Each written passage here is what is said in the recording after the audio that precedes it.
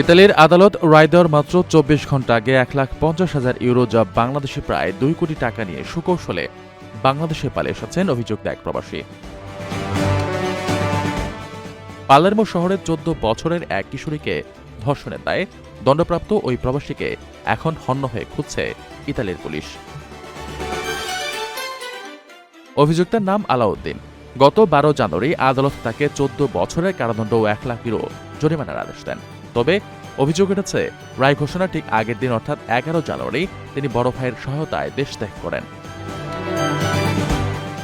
২০২৫ সালের জুনে নিজের দোকানে এক মরক্কান বংশোদ্ভূত কিশোরীকে ধর্ষণের অভিযোগে তার বিরুদ্ধে এই বিচার প্রক্রিয়া চলছিল।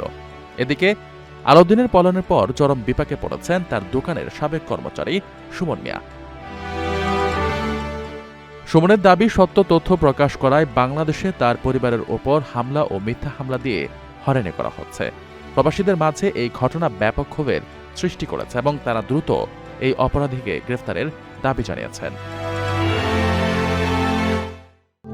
প্রবাসীদের জন্য নির্মাণ হচ্ছে দেশের প্রথম স্মার্ট সিটি, যেখানে থাকছে স্কুল, মসজিদ, হাসপাতাল, সুইমিং পুল, হেলিপ্যাড, পাঠাগার, জিম, সুপারমার্কেট, শিশু পার্ক সহ সকল নাগরিক সুবিধা।